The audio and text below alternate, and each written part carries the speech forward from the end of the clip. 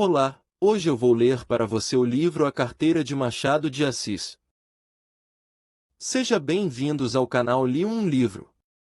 Por favor, se inscreva no canal para que eu leia livros para você.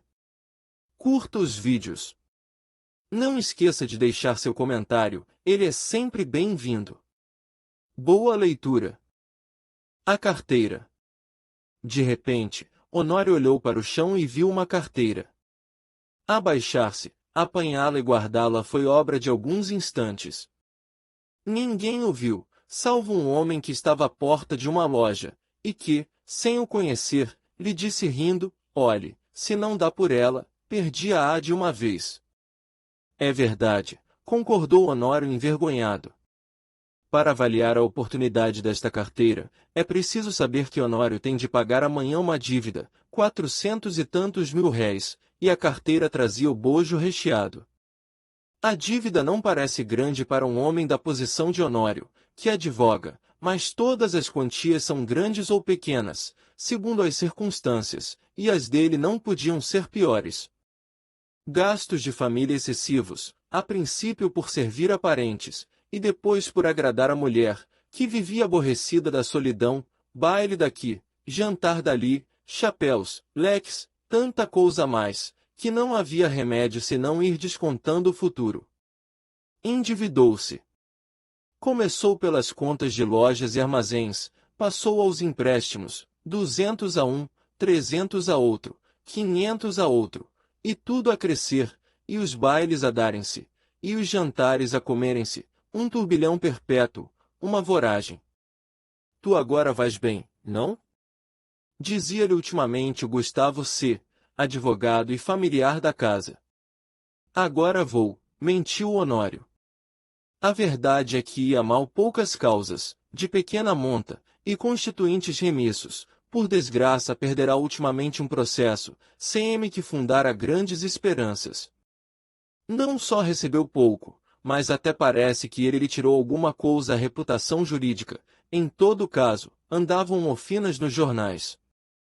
De Amélia não sabia nada, ele não contava nada à mulher, bons ou maus negócios. Não contava nada a ninguém. Fingia-se tão alegre como se nadasse em um mar de prosperidades. Quando Gustavo, que ia todas as noites à casa dele, dizia uma ou duas pilhérias, ele respondia com 3 e 4, e depois ia ouvir os trechos de música alemã, que de Amélia tocava muito bem ao piano, e que o Gustavo escutava com indizível prazer, ou jogavam cartas, ou simplesmente falavam de política.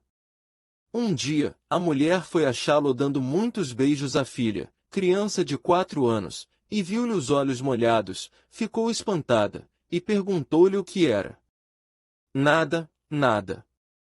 Compreende-se que era o medo do futuro e o horror da miséria. Mas as esperanças voltavam com facilidade. A ideia de que os dias melhores tinham de vir dava-lhe conforto para a luta. Estava com 34 anos, era o princípio da carreira, todos os princípios são difíceis. E toca a trabalhar, a esperar, a gastar, pedir fiado ou emprestado, para pagar mal, e a mais horas. A dívida urgente de hoje são os malditos 400 e tantos mil réis de carros. Nunca demorou tanto a conta, nem ela cresceu tanto, como agora, e, a rigor, o credor não lhe punha a faca aos peitos, mas disse-lhe hoje uma palavra azeda, com um gesto mau, e Honório quer pagar-lhe hoje mesmo. Eram 5 horas da tarde. Tinha-se lembrado de ir a um agiota, mas voltou sem ousar pedir nada. Ao enfiar pela rua da Assembleia que viu a carteira no chão, apanhou-a, meteu no bolso, e foi andando. Durante os primeiros minutos, Honório não pensou nada, foi andando, andando, andando, até o Largo da Carioca. No largo parou alguns instantes, enfiou depois pela Rua da Carioca, mas voltou logo, e entrou na Rua Uruguaiana. Sem saber como, achou-se daí a pouco no Largo de S. Francisco de Paula, e ainda, sem saber como, entrou em um café. Pediu alguma coisa e encostou-se à parede, olhando para fora. Tinha medo de abrir a carteira, podia não achar nada, apenas papéis e sem valor para ele. Ao mesmo tempo, e esta era a causa principal das reflexões, a consciência perguntava-lhe se podia utilizar-se do dinheiro que achasse. Não lhe perguntava com o ar de quem não sabe, mas antes com uma expressão irônica e de censura. Podia lançar mão do dinheiro, e ir pagar com ele a dívida? Eis o ponto. A consciência acabou por lhe dizer que não podia, que devia levar a carteira à polícia, ou anunciá-la, mas tão depressa acabava de lhe dizer isto, vinham os apuros da ocasião, e puxavam por ele, e convidavam-no a ir pagar a cocheira. Chegavam mesmo a dizer-lhe que, se fosse ele que a tivesse perdido, ninguém iria entregar-lhe, insinuação que lhe deu ânimo. Tudo isso antes de abrir a carteira. Tirou-a do bolso, finalmente, mas com medo, quase às escondidas, abriu-a, e ficou trêmulo. Tinha dinheiro, muito dinheiro, não contou, mas viu 2 notas de 200 mil réis, algumas de 50 e 20, calculou uns 700 mil réis ou mais, quando menos, 600. Era dívida paga, eram menos algumas despesas urgentes. Honório teve tentações de fechar os olhos, correr à cocheira, pagar, e, depois de paga a dívida, adeus, reconciliar-se-ia consigo. Fechou a carteira, e com medo de a perder, tornou a guardá-la. Mas daí a pouco tirou-a outra vez, e abriu-a, com vontade de contar o dinheiro. Contar para quê? Era dele? Afinal venceu-se e contou. Eram 730 mil réis. Honório teve um calafrio. Ninguém viu, ninguém soube. Podia ser um lance da fortuna, a sua boa sorte, um anjo.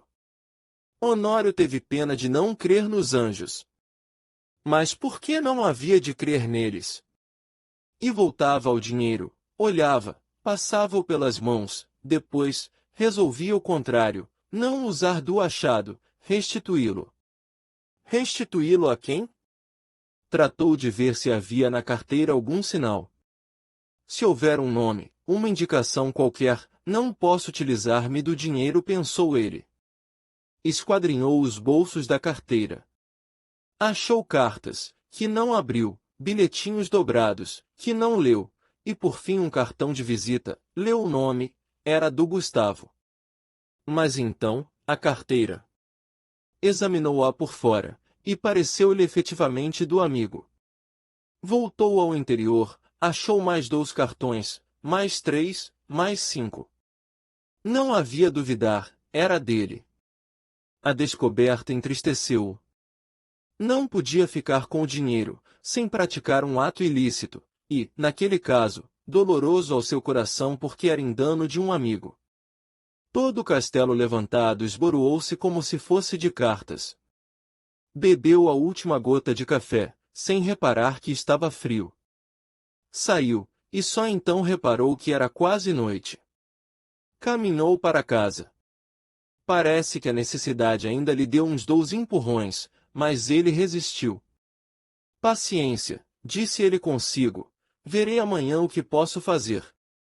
Chegando a casa, já ali achou Gustavo, um pouco preocupado, e a própria de Amélia o parecia também. Entrou rindo, e perguntou ao amigo se lhe faltava alguma coisa. Nada. Nada? Por quê? Mete a mão no bolso. Não te falta nada? Falta-me a carteira, disse o Gustavo sem meter a mão no bolso. Sabe se alguém a achou? Achei-a eu, disse Honório entregando-lhe. Gustavo pegou dela precipitadamente, e olhou desconfiado para o amigo. Esse olhar foi para Honório como um golpe de estilete, depois de tanta luta com a necessidade, era um triste prêmio. Sorriu amargamente, e, como o outro lhe perguntasse onde a achará, deu-lhe as explicações precisas. Mas conheceste-a? Não, achei os teus bilhetes de visita. Honório deu 2 voltas, e foi mudar de toilette para o jantar. Então Gustavo sacou novamente a carteira, abriu-a, foi a um dos bolsos, tirou um dos bilhetinhos, que o outro não quis abrir nem ler, e estendeu-o a de Amélia, que, ansiosa e trêmula, Rasgou-o em 30.000 pedaços. Era um bilhetinho de amor. Obrigado por me deixar ler o livro para você. Siga o canal Li um Livro, para que eu continue lendo livros para você. Foi um prazer, até a próxima leitura juntos. Não esqueça de deixar seu comentário, ele é sempre bem-vindo. Até breve.